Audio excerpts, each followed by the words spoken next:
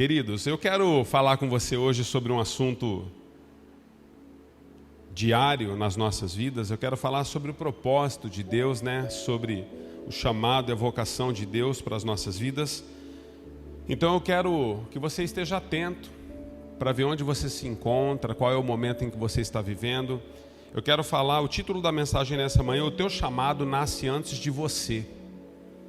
Às vezes nós entendemos ou passamos a perceber na vida cristã que o nosso chamado vem por conta das habilidades que nós desenvolvemos ao longo da vida. As pessoas às vezes encontram alguns dons em você, algumas coisas que você está fluindo, que você faz assim com muita destreza, com muita liberdade, naturalidade, e as pessoas então elas entendem: olha, esse irmão tem vocação para isso, essa irmã tem vocação para aquilo, vamos separar ele para isso, vamos convidá-lo para aquilo. Então as nossas contas, a maioria das vezes, elas são feitas porque nós entendemos que o outro tem uma certa habilidade. Mas eu tenho olhado por uma perspectiva um pouquinho diferente, queridos, a respeito desse assunto. E eu queria falar sobre isso com você porque eu acredito que aquilo que Deus está fazendo na sua vida e na minha vida não tem a ver com as habilidades que nós estamos desenvolvendo, mas é porque Ele já colocou isso em nós antes do nosso nascimento. Então, na verdade, o seu chamado e a sua vocação, na minha percepção, na minha perspectiva de reino, aconteceram na sua vida antes mesmo da sua mãe dar luz a você. Então, existem coisas que você só vem desenvolvendo por causa de um propósito que é muito maior. Então, nunca se ache mais ou nunca se ache menos do que os outros. Às vezes nos comparamos com pessoas, às vezes nos achamos aquém, nos achamos menores, porque nós entendemos que aquela pessoa faz tantas coisas, nós fazemos tão pouco perto dela. Quero dizer para você, a vocação e o chamado de Deus para a sua vida já acontece desde a fundação do mundo. Deus, Ele tem para você aquilo que Ele confiou nas suas mãos, e com certeza a peça que nós somos dentro de um quebra-cabeça mundial tem total importância para que esse quebra-cabeça seja completado. Então você às vezes se vê menor, não se veja menor nem inferior, porque se você for tirado, o quebra-cabeça nunca será completado. É o que Deus confiou nas suas mãos, com a graça e com o favor que Ele te deu. Mas eu vejo pessoas que desenvolvem, você também desenvolve, queridos. Sabia que essas pessoas que você às vezes tanto almeja ser igual a elas, você tanto assim se espelha nelas, sabia que ela nunca conseguiria ser igual a você? Porque ela tem outra vocação, ela tem outro chamado, ela tem outra posição. Porque o que Deus fez na vida dessa pessoa também fez antes dessa pessoa nascer. Então vamos falar um pouquinho sobre o teu chamado nasce antes de você. Tem um texto, eu quero iniciar com ele, Salmo 139, versículo 15, diz assim: meus ossos não estavam escondidos de ti, quando em secreto eu fui formado e entretecido, como nas profundezas da terra. Aí ele diz o seguinte no verso 16: os teus olhos viram o meu embrião, todos os dias determinados para mim foram escritos no teu livro, antes de qualquer um deles existir. Existe um livro, queridos, que não é o livro da vida. Existe um livro que Deus escreveu algo a respeito da sua vida em relação a um propósito. Quando nós somos alcançados por Deus e somos salvos através do sacrifício de Cristo na cruz, a Bíblia diz que existe um livro que é o livro da salvação. É quando o nosso nome é escrito no livro da vida, porque Deus então intervém, mudando toda a nossa história, a nossa realidade. Mas existem alguns outros livros escritos a nosso respeito, que não é o mesmo livro do livro da salvação. É o livro que Deus escreveu coisas a seu respeito, e você só precisa entrar no centro da vontade de Deus para vivenciar cada uma dessas coisas. É por isso que existe uma briga religiosa, eu não vou nem dizer teológica, queridos, é religiosa, porque a religião é assim, ela contende, ela não soma. A religião sempre vai contender, a religião sempre vai separar, a religião sempre vai querer colocar um como certo, o outro como errado. A religião sempre vai querer fazer um melhor do que o outro. Então por isso que nós precisamos compreender, existe uma contenda antiga a respeito da religião, e a religião ela ensina que uns já foram predestinados, outros ainda não foram, e que a predestinação é benefício para alguns poucos e outros. Meu Deus, não tem nada a ver com isso, queridos. O que a Bíblia está nos ensinando no Salmo 139 é que Deus, na verdade, já escreveu algo a seu e a meu respeito. E que nós temos a liberdade de viver isso ou não por causa da sua misericórdia e do seu favor que nos alcançou. Então compete a nós, na nossa intimidade com Deus, nos dobrar diante do seu favor e da sua graça. Deus quer conduzir a sua vida. Tudo que Deus pede para mim e para você não são os seus recursos. Quantos sabem disso? Quando nós temos uma atitude de adoração na casa de Deus, queridos, através dos nossos bens, através dos nossos recursos, quando nós temos um dobrar da nossa cerviz, através daquilo que nós temos nas mãos, não significa que é o que Deus mais almeja. Você pode trazer milhões de reais para dentro de um templo, dizendo-se adorador de Deus e não ter o coração nas mãos dele. Então, de tudo que Deus pede para mim e para você, Ele diz: filho, dai-me o teu coração. Sabe por quê, queridos? O teu coração e o meu coração nas mãos do Senhor vai fazer com que se cumpra nas nossas vidas o que Ele escreveu a nosso respeito. Deus escreveu algo a seu respeito. Deus escreveu algo a meu respeito. Por que será que alguns de nós vivem na totalidade aquilo que Deus escreveu e outros vivem à margem daquilo que Deus preparou? Você acredita mesmo que Deus, Ele levantou pessoas e tirou pessoas do deserto, tirou pessoas do Egito para que eles pudessem morrer à beira do caminho? Não, nunca foi o sonho de Deus, queridos. Mas a Bíblia diz que a incredulidade no coração daqueles homens e daquelas mulheres fez com que eles não possuíssem a terra. Houve uma incredulidade, queridos. Na verdade, o contexto nos ensina e nos aplica uma posição de Deus em resposta a uma posição do homem, em relação à sua vontade. Quando Deus libera uma palavra sobre você, você precisa se dobrar a essa palavra. Amados, nós não podemos ser mais conduzidos pelas nossas emoções. Quantos sabem disso? Um dos piores inimigos da vontade de Deus na vida de um ser humano são as suas emoções. É quando as nossas emoções passam a nos governar, porque nós entendemos que são elas as razões mais óbvias das quais devemos nos dobrar. Nós não podemos caminhar pelas nossas emoções, queridos. Então, independente do que falam de você ou deixem de falar, de quem te apoiou ou deixou de te apoiar, do que plantaram na sua vida, do que colheram da sua vida, você não pode ser motivado pelas suas emoções, porque as suas emoções, elas estão ligadas ao teu coração, e se o teu coração não está nas mãos de Deus, ele é um perigo, porque Provérbios capítulo 4 nos ensina que enganoso é o coração do homem.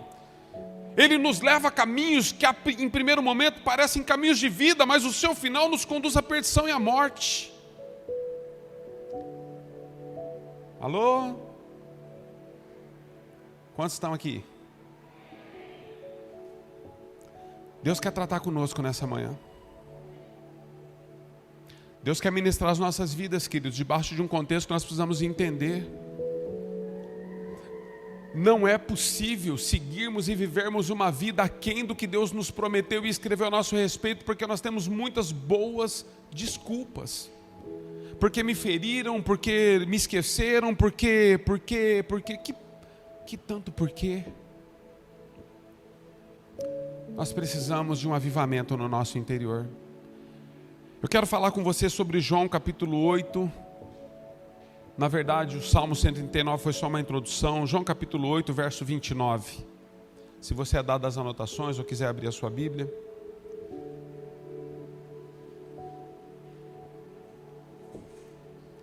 A vida é difícil para todo mundo, queridos. Quantos sabem disso? Não foi fácil para Jesus. Jesus teve que encarar muitas dificuldades no seu trajeto de vida. Muitas. A começar da não crença dos próprios irmãos. A Bíblia diz que os próprios irmãos de Jesus não criam nele como Salvador, porque eles brincavam de biroca juntos, fazia carrinho de rolemã juntos. Os irmãos de Jesus via ele indo trabalhar com o pai. E de repente os irmãos de Jesus falaram: não é possível. Está de brincadeira comigo, não é possível. Jesus enfrentou isso, queridos. Ele enfrentou dificuldades na família, ele enfrentou dificuldades fora da família. A Bíblia diz que Jesus chega em alguns lugares para ministrar e na verdade ele não pôde nem operar sinais e milagres ali porque as pessoas não creram e era a sua terra. Jesus foi cuspido, foi maltratado, foi rejeitado, foi abandonado, foi tudo. E aí a Bíblia diz que o castigo que nos traz a paz estava sobre ele. Então os seus pecados e os meus pecados estavam sobre ele. E por causa das suas pisaduras nós fomos sarados. E nós às vezes nos posicionamos de uma forma, queridos, que por causa de um simples não cumprimentar, nós abandonamos a carreira que nos foi proposta. E nós mergulhamos e nos afundamos nos pecados e no desejo da nossa alma e da nossa carne. Sabe, queridos, a carne não é de toda ruim, quantos sabem disso? Na década de 80 descia-se a lenha na carne. Descia-se a lenha na carne, queridos. Falava que a carne não prestava para nada, que na verdade o espírito era salvo, a alma era salva e a carne de nada aproveitava. Não é verdade, queridos, a nossa carne não é de toda ruim. O que é ruim, na verdade? A nossa alma. Porque é da nossa alma que vem os desejos do nosso coração. A carne, na verdade, ela só é um veículo. Nós precisamos entender, queridos, se existe algo de errado em nós, é o nosso coração, é a maneira como nós enxergamos as coisas, é a maneira como nós não perdoamos, é a maneira como nós não liberamos, é a maneira como nós nos relacionamos, é a maneira como nós não compreendemos. Está tudo no nosso coração, na nossa alma. Porque, na verdade, o coração é uma sede da alma. Então todos os seus sentimentos estão ali, queridos. Tudo que a tua alma grita, tudo que a tua alma diz. Quando a tua alma diz para você assim, ó, você tem direito, enche a cara mesmo. Você trabalhou o dia inteiro, você só paga a conta, você não aguenta mais o cônjuge, você não aguenta mais os filhos, mete o pé na cana. Misericórdia, queridos. Não é a tua carne que está falando isso para você. A carne não fala, a alma fala. É a tua alma que enche você e eu de direitos tantas vezes. É a nossa alma que nos impede de viver em espírito. João 8. Já ia saindo do João, hein? Vamos lá. Aquele que me enviou está comigo. Ele não me deixou sozinho, pois sempre faço o que lhe agrada. Jesus está falando do Pai. Tendo dito essas coisas, muitos crerão nele. Disse Jesus aos que haviam crido nele: se vocês permanecerem firmes na minha palavra, verdadeiramente serão os meus discípulos, e conhecerão a verdade, e a verdade vos libertará. Senhor, é a tua palavra, Pai. Depois dessa introdução nós precisamos de um milagre. Senhor, eu oro para que nessa manhã o Senhor possa fazer mesmo separação, como já foi orado aqui e dito, entre o nosso espírito e a nossa alma, entre a verdade e a mentira, entre o pecado e a santificação. O Senhor possa fazer separação entre o nosso eu e o eu que o Senhor tem para nós. Livra os teus filhos de ouvirem palavras humanas que persuadem, Senhor. Mas coloca os teus filhos debaixo da dispensação do teu Espírito. Abre, Senhor, os olhos espirituais e os ouvidos espirituais. Se há alguém aqui nessa manhã que está dentro dessa casa porque veio aqui assistir um homem, veio aqui ver uma banda, veio aqui entender uma estrutura, eu declaro, Senhor, nessa manhã que o teu Espírito possa pegar este coração e possa transformá-lo no mais íntimo da tua vontade. Senhor, nós não estamos aqui por causa, Senhor, de religião, estamos aqui por causa do reino. Então, enquanto estamos aqui, Senhor, muda a nossa realidade, na autoridade do nome de Jesus, Pai. Essa seja uma manhã de confrontos, mais do que isso, seja uma manhã de nos dobrar, Senhor, na tua presença. Assim eu abençoo os teus filhos e essa palavra possa ser vida em cada um de nós, na autoridade do nome de Jesus. Existem alguns princípios sobre esse texto, queridos, que vai nos ligar ao texto que abrimos, que fala a respeito da vontade de Deus para a sua e para a minha vida, antes mesmo de nós sermos formados no ventre da nossa mãe. Mas eu quero fazer você entender algumas coisas. Quando Deus inicia algo na sua vida, mesmo que você não compreenda, porque você ainda não veio ao mundo, a sua mãe ainda não deu à luz a você, as coisas já estão acontecendo. Se você conhece Bíblia, você vai ver que existe um momento na vida de Isabel e de Maria que elas se encontram, elas eram primas. Isabel está grávida de João Batista, primo de Jesus. Maria está grávida de Jesus, pelo poder do Espírito Santo. A Bíblia diz que quando Maria se encontra com Isabel, no ventre ainda, dentro da barriga, as crianças, elas têm reações. Há um mover espiritual na vida de Jesus, há um mover espiritual na vida de João Batista, e eles nem ainda haviam vindo ao mundo. Eles não tinham vindo ao mundo ainda. Mas existe algo dentro do propósito de Deus que já tem uma ligação, mesmo no ventre. Ou seja, Deus está fazendo algo na vida de João Batista, Deus está fazendo algo na vida de Jesus, que mesmo ainda antes de nascer, as crianças já estão compreendendo um propósito espiritual que é muito maior do que aquilo que nós podemos mencionar. Então nós precisamos entender, queridos, o que Deus está fazendo na sua vida vai muito além daquilo que você está enxergando. Você não está aqui por causa de fulano, ciclano, beltrano. Você não está aqui nessa manhã porque você teve um convite. Você não está aqui nessa manhã porque você veio apresentar uma criança. Não está aqui por isso. Porque você é família dessa criança. Não está aqui por isso. Porque você veio por conta de alguém que você ama. Você não está aqui por isso. Você está aqui porque existe algo acontecendo no mundo espiritual a seu respeito. E coisas que você ainda não está percebendo, elas estão assim, borbulhando, implodindo muralhas dentro de você, derrubando grilhões e quebrando cadeias dentro de você, porque Deus está fazendo algo em você que é muito mais profundo do que aquilo que simplesmente você está acostumado todos os domingos. Queridos, nós estamos num culto. Eu tenho conversado sempre com vocês, eu tenho dito que o culto é para Deus, o culto não são para os homens, o culto não é para você, o culto não é para mim. Então quando nós estamos prestando culto a Deus, nós precisamos entender que em meio ao culto, a Bíblia diz que Deus vai despedaçando os jugos, porque no meio dos louvores, queridos, os jugos não podem permanecer. A Bíblia diz que onde a luz entra, as trevas têm que sair, e o que Deus está fazendo nessa manhã é nos colocar numa nova posição de compreensão a respeito do reino. O que Deus está fazendo é muito mais profundo do que aquilo que nós estamos enxergando. João Batista tem uma experiência. E agora nós precisamos entender, queridos, que segundo esse texto que lemos a respeito do Evangelho de João, não João Batista, o Evangelho de João, esse texto que nós lemos a respeito de João 8, nos fala de uma libertação, de uma liberdade. E eu quero que você entenda 3 níveis para que você possa compreender, até eu vou usar um sentido geográfico para que você possa compreender o que é uma libertação genuína na vida de um ser humano. Existem 3 áreas na nossa vida que nós precisamos compreender como Deus nos leva para a libertação. Eu vou usar uma questão geográfica, na verdade, de 3 momentos na vida do povo de Deus para que você compreenda. Eu quero falar sobre o Egito, sobre Canaã e sobre a Babilônia.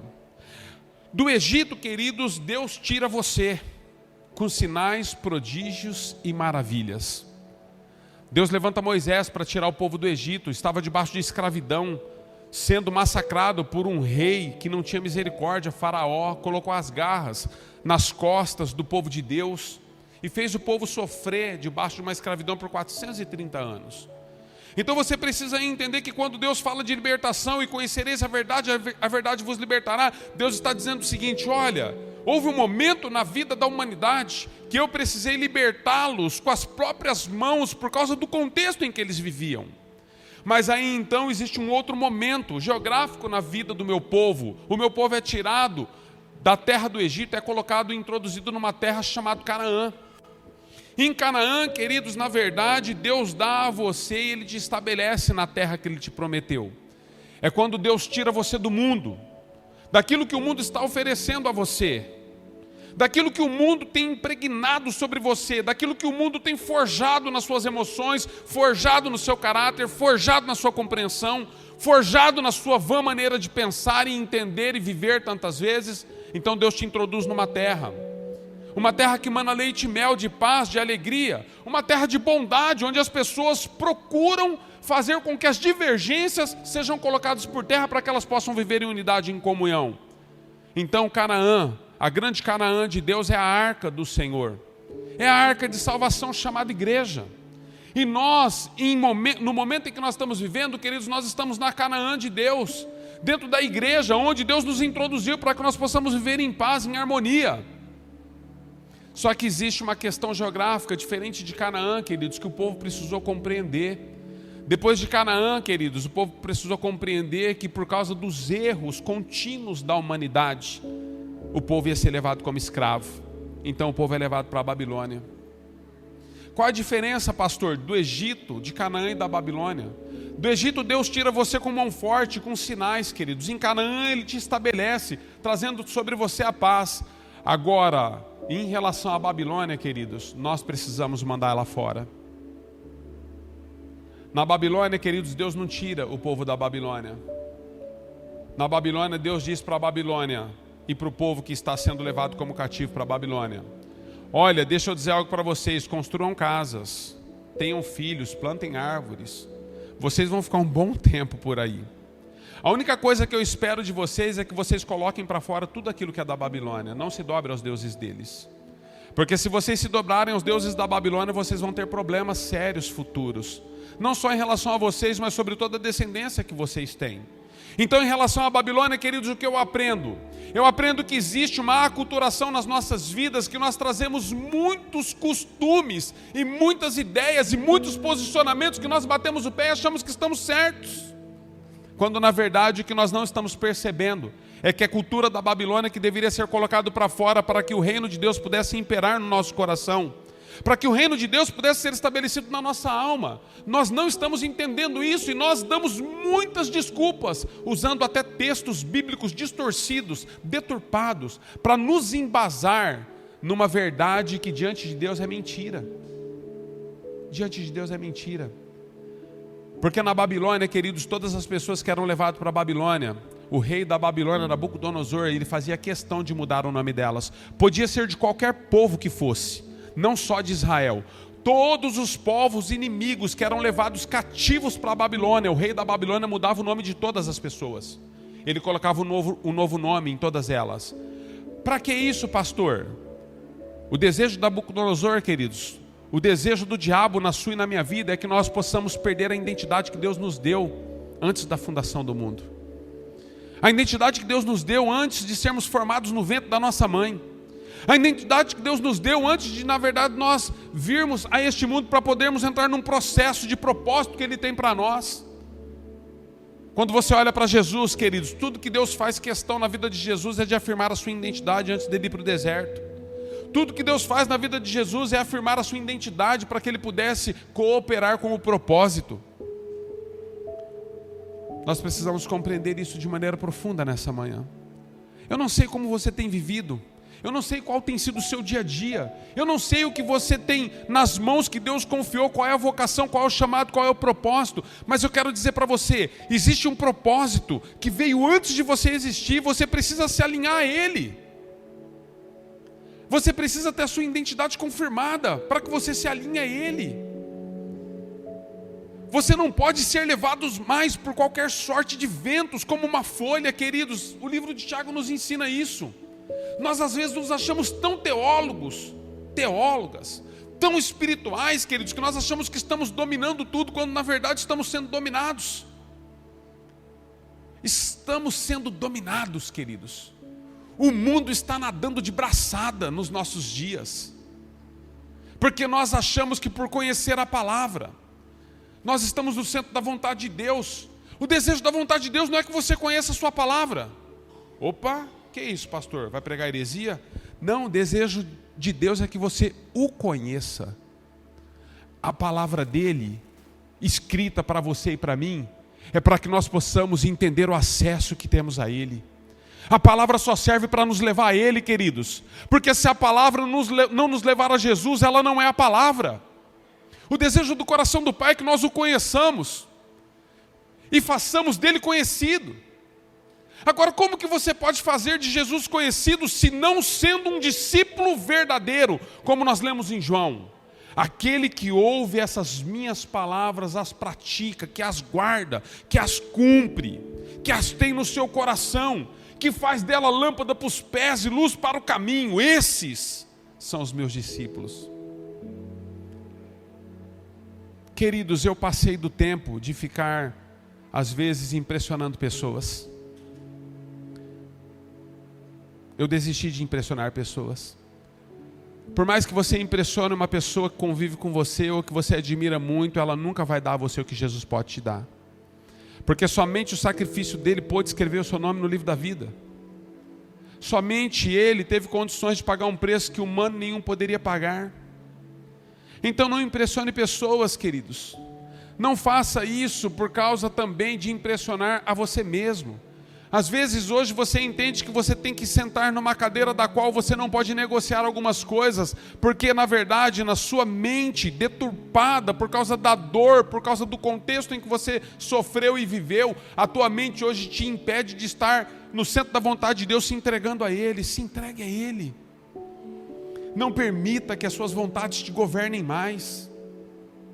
Só assim você será um verdadeiro discípulo e uma verdadeira discípula. Quando eu olhar para você, eu preciso ver Jesus em você.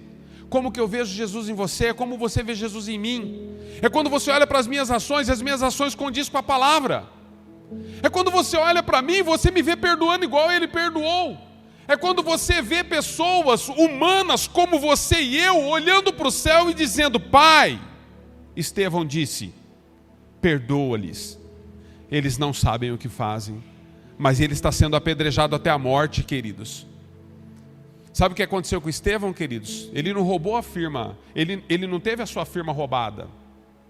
Entende? Ele não teve a sua casa invadida. Na verdade, não falaram mal de Estevão. Sabe o que aconteceu com Estevão, queridos? Tiraram a vida dele. E perdendo a própria vida, queridos, por amor ao reino, ele diz: Senhor, perdoa-lhes o que fazem. Estevão não está dizendo isso porque deixaram de cumprimentar ele dentro do mercado ou num açougue, queridos, ou porque não buzinaram para ele na rua, ou porque não lembraram de citar o nome dele aqui quando citou o nome de todo mundo que trabalhou numa campanha ou em alguma coisa, ou num evento. Estevão não está dizendo: Pai, perdoa-lhes por causa disso. Estevão está dizendo: Senhor, eu entrego a minha vida como libação nas tuas mãos, e a minha vida está se esvaindo. Amados, nós estamos falando de apedrejamento. Você está achando que isso aí é brincadeira? É pedrinhas? Você acha que os irmãos pegaram lá, né, intercedendo por Estevão e clamando por ele no momento em que ele estava sofrendo? Você acha que os irmãos pegaram uma posição de: olha, isso aí passa? Não, os irmãos estavam entendendo. Quem fazia parte da fé cristã estava entendendo o que estava acontecendo com Estevão. Ninguém pegou elastiquinho nas mãos e ficou jogando pedrinha em Estevão, não, queridos. Já brincou disso? Quando você colocava clipes assim, jogava elastiquinho? Irmãos, nós estamos falando de apedrejamento. Aqueles homens que não conheciam a Deus juntaram pedras nas mãos, tijolos nas mãos, ao ponto de tirar a vida de Estevão. E ele está dizendo: Senhor, perdoa-lhes o que fazem. A Bíblia diz que por causa dessa atitude, desse diácono, querido, um diácono, hein?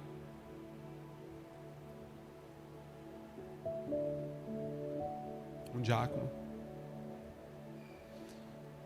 Meu Deus, um diácono, queridos. Um homem simples. A Bíblia diz que por causa da atitude desse homem, Jesus se coloca em pé nos céus. Ele estava sentado à destra de Deus Pai Todo-Poderoso, o céu se abre e então Jesus olha para ele nos olhos e diz: Estevão, por conta de pessoas como você, filho, todas as vezes que eu encontrar pessoas assim na terra, eu vou me levantar.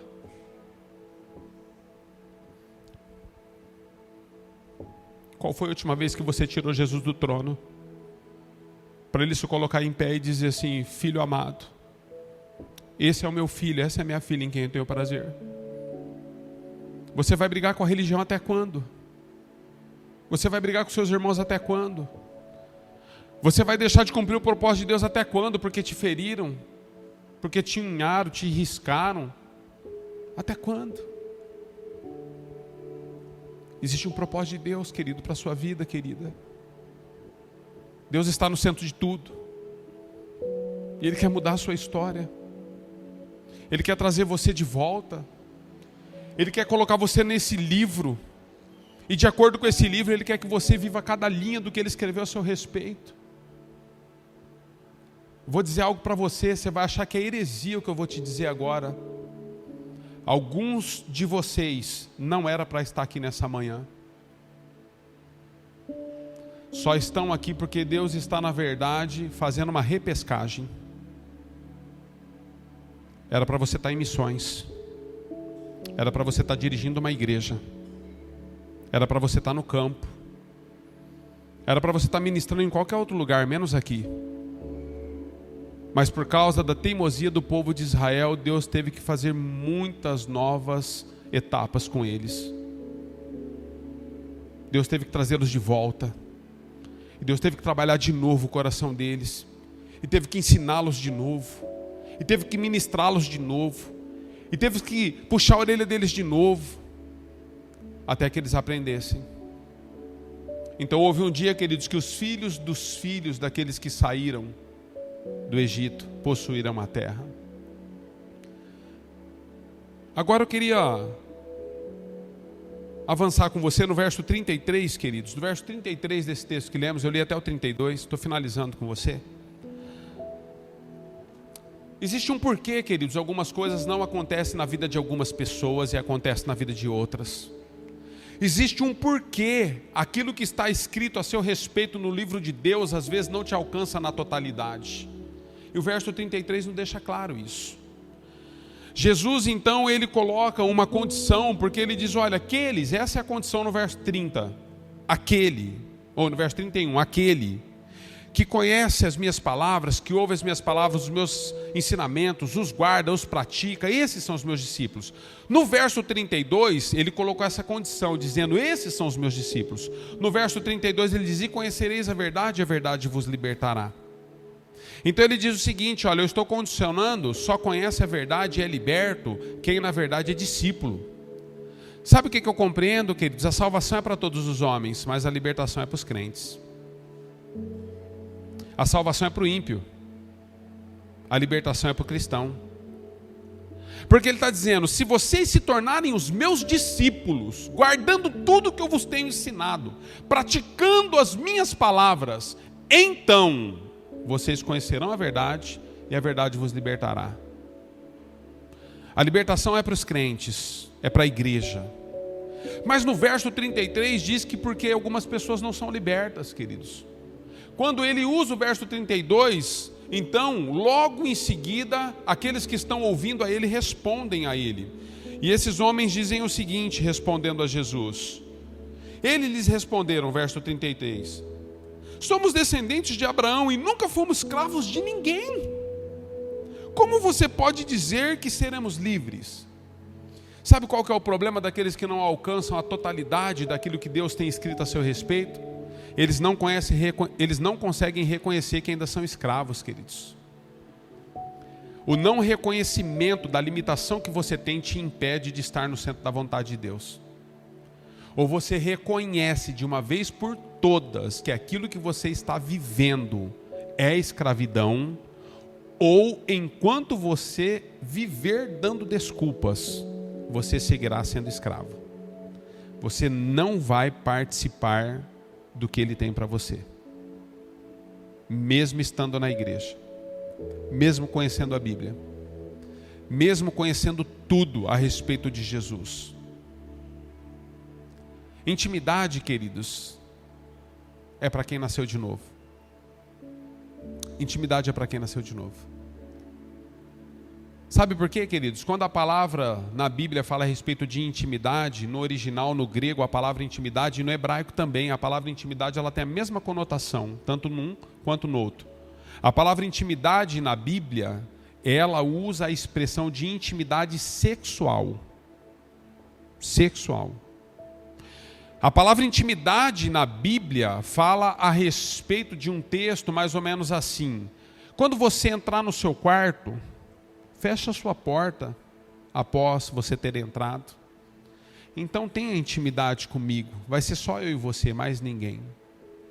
Eu vou dizer para você, qual o pai e a mãe que entra dentro de um quarto para ter intimidade e traz os filhos para dentro do quarto? Ninguém, queridos. Quem que entra dentro de um quarto para ter intimidade a dois e chama um amigo ou uma amiga? Só se for prostituição. E prostituição Deus abomina. Ninguém entra em intimidade, queridos, e se expõe. Quando Deus fala sobre intimidade, amados, o que Ele está fazendo na minha e na sua vida, Ele está querendo dizer o seguinte: para de ouvir a sua alma, para de ouvir as pessoas que te feriram, pare de ouvir o sistema, pare de ouvir a religião, deixe de ouvir essas coisas, entra no seu quarto, fecha a sua porta, ninguém precisa saber. Tenha intimidade comigo. Converse comigo. Abra o seu coração para mim. Chore aos meus pés, se derrame, fale das suas misérias, se exponha. Para os outros, você está sempre parecendo lindo e linda, sempre cheiroso, cheirosa. Sempre no Facebook, no Insta, nós somos lindos, queridos. As mídias, na verdade, contam uma mentira tremenda a respeito de muitas pessoas. Mas Deus está dizendo, diante de mim, filho meu, filha minha, entra, fecha a porta e tira a roupa. Pode tirar a roupa. Eu sou teu pai. Eu vou te lavar. Eu vou te banhar. Eu vou passar óleo nas suas feridas. Eu vou curar o seu caráter. Eu vou curar a sua alma. Eu vou trazer vida no seu espírito. Tranque a porta. Fale comigo. Tire a roupa diante de mim. Você não vai me impressionar com aquilo que você apresenta, com os dons que você tem. Tem intimidade comigo, Deus está dizendo, queridos. Alô?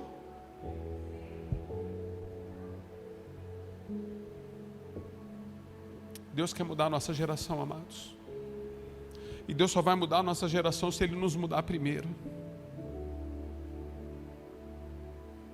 Eu tenho chorado, queridos, pela igreja. Sabe por que eu tenho chorado pela igreja?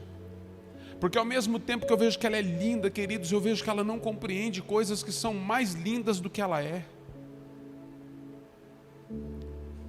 Eu não estou cansado de ser pastor, queridos. Eu não canso da igreja. A igreja é a noiva de Cristo. Eu amo a igreja. Se você me perguntar, pastor, você não cansa? Os irmãos sempre falam. Ontem nós estávamos aqui trabalhando, trabalhamos até altas horas. Me convidaram para um holocausto sexta-feira à noite. Eu fui no holocausto, assar uma carninha e tal. Aí saímos de lá, já eram umas 11 e pouquinho. Os irmãos falaram assim, rapaz, amanhã você... de novo você vai? Não estou cansado da igreja, queridos. Não estou cansado da igreja. Eu amo a igreja. Eu amo você, sua vida. O propósito de Deus na sua vida se cumprindo é o que mais alegra o meu coração. Mas eu preciso entender algumas coisas, queridos, que embora eu ame você, existem coisas que não dá para compactuar, porque elas não andam juntas. Então quando eu olho para a igreja é tão linda, queridos, mas Deus está ataviando uma noiva e Ele está tirando as rusgas desta noiva. Eu só vou te fazer um pedido nessa manhã para encerrar com você.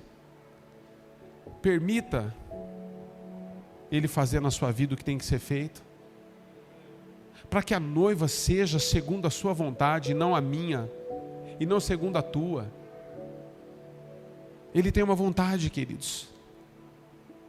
Quando você olhar para a igreja, olhe para si. Nós somos acostumados a dar banho nos outros, quantos sabem disso? Somos acostumados a dar banho nos outros. Você viu o irmão lá? Estava bebendo. Ou seja, está falando da sujeira do outro, né? Você viu o irmão lá? Estava fumando. Você viu o irmão lá? Estava não sei na onde. Você viu o irmão lá? Não cumprimenta. Viu... A gente sempre dá banho no outro. Diga assim daqui para frente. Você viu o irmão aqui? Você viu a irmã aqui?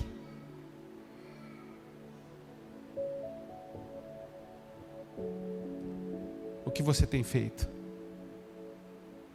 Está de conformidade com aquilo que Ele escreveu a seu respeito? O seu chamado nasceu antes de você. O seu chamado nasceu antes de você. Eu estou maravilhado, queridos. Algumas pessoas estão compreendendo isso. Nós estávamos nos mutirões aqui, nesses dias, nós temos estado em mutirões aqui. Meninas, irmãs, dedos de veludo, queridos, as meninas têm. Arrancando plástico, filme, dos painéis que nós estamos montando as paredes.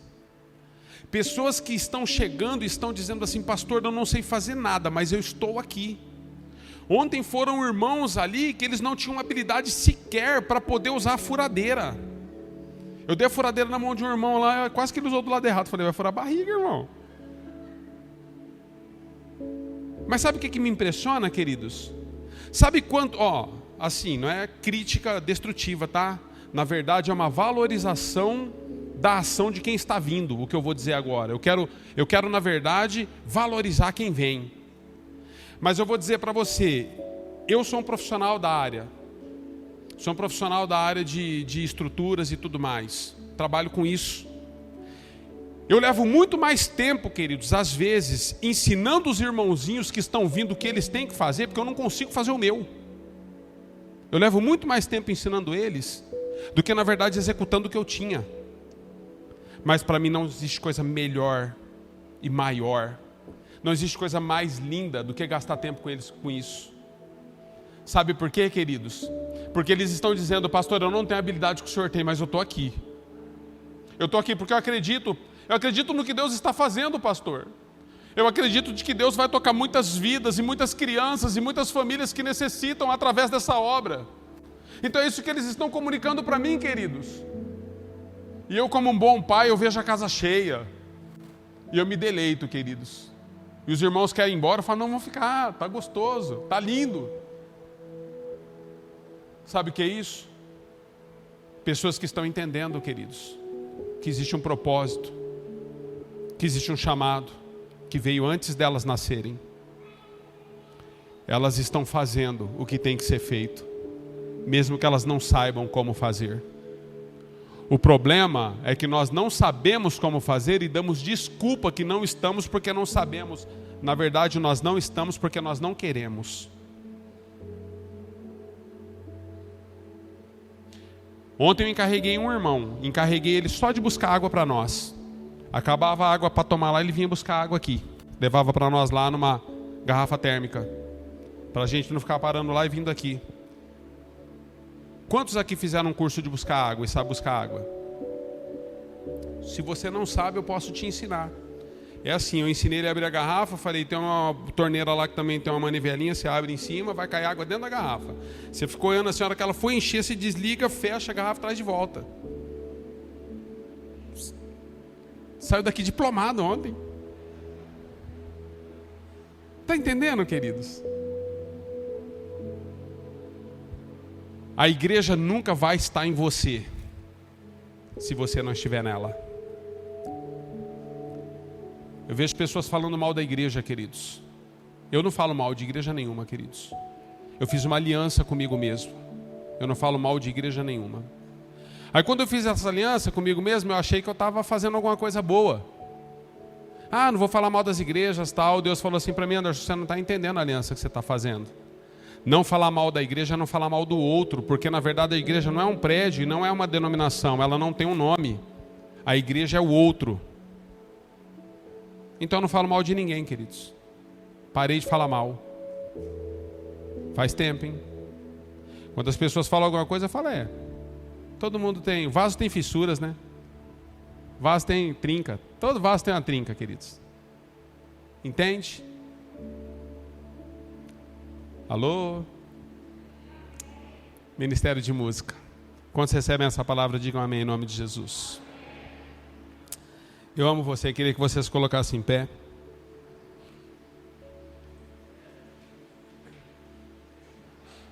Eu quero finalizar com você dizendo o seguinte: todas as vezes que Deus te trouxer para o centro da vontade dele de novo, fica comigo ainda, tá?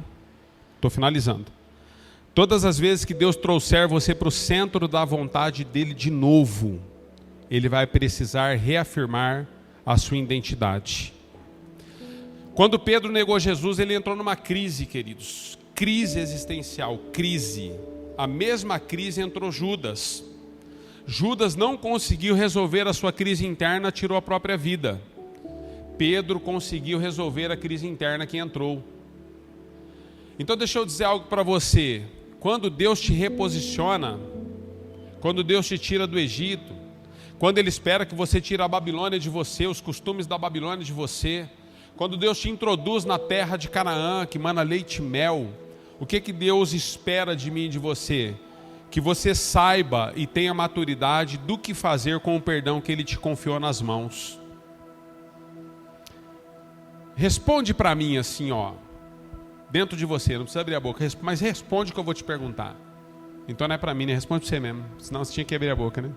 Responde a pergunta que eu vou te fazer.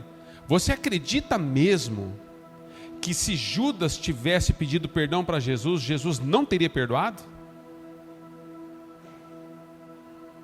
É nisso que você acredita? Judas não soube o que fazer, queridos, do perdão que Deus podia confiar nas mãos dele. Pedro soube.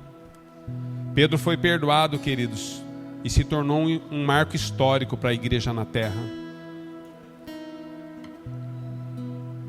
Eu quero fazer um apelo nessa manhã. Eu quero orar por você. Você que recebeu essa palavra e entendeu que Deus está falando com você e você sabe onde você precisa de um reposicionamento. Eu quero dar oportunidade a você de saber o que fazer com o perdão que Deus está te dando nessa manhã. Eu queria que você saísse do seu lugar e viesse à frente. Eu quero orar por você. Rapidamente. Se você está aí, saia do seu lugar.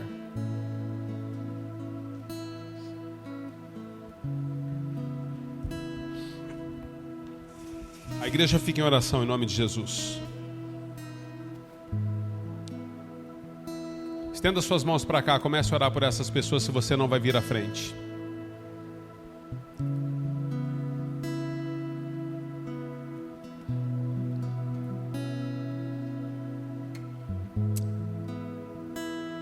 Comece a orar, você que está aqui à frente, comece a orar. Você sabe onde Jesus te pegou nessa manhã. Eu não sei, mas você sabe onde Ele te pegou nessa manhã. Deixe que Ele mova, deixe que Ele ministre, deixe que Ele separe, deixe que Ele conduza, deixe que Ele cure, deixe que Ele sare, deixe que Ele faça.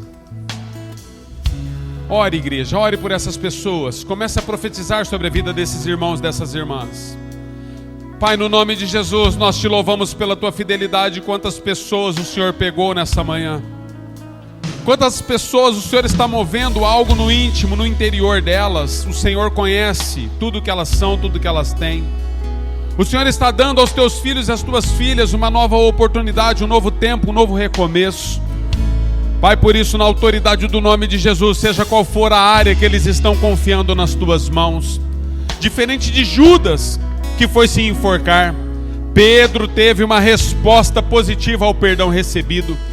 Eu quero declarar sobre a vida dos teus filhos nesta hora, Senhor, que todo perdão concedido a eles possa reposicioná-los, ó Deus, no centro da tua vontade. Por isso, Senhor, todo mal causado pelas emoções, todo mal causado pela religião, todo mal causado pelo próprio eu, todo mal causado pela igreja na vida dos teus filhos, eu quero declarar na autoridade do nome de Jesus, nesta manhã os teus filhos sejam recolocados. E o livro que está sendo escrito e aberto, Senhor, a respeito do chamado, a respeito da vocação e do propósito dos teus filhos, seja lido diante deles nesta hora, e os teus filhos possam ser levantados com mão forte. Eu os abençoo e como igreja nós declaramos sobre vocês, na autoridade do nome de Jesus, vocês estão sendo levantados para uma obra e um cumprimento de um propósito muito maior do que aquilo que vocês têm compreendido até aqui. Por isso, no nome de Jesus, se você viveu à beira do caminho até o dia de hoje, a partir de agora, nós profetizamos como igreja sobre a sua vida. Você estará no centro da vontade de Deus. Eu declaro você um homem cheio do Espírito Santo, uma mulher cheia do Espírito Santo, homens e mulheres separados para a glória de Deus. Por isso, no nome de Jesus, onde você está com as mãos abertas, eu declaro, uma unção repouse sobre você. As tuas mãos sejam adestradas. A unção do Senhor despedace todo jugo e você seja usado para um propósito muito maior do que aquilo que você já tem percebido. Assim nós te abençoamos na autoridade do nome do Senhor Jesus, a quem a igreja diz amém, amém e amém. Aplauda ao Senhor, igreja, em nome de Jesus.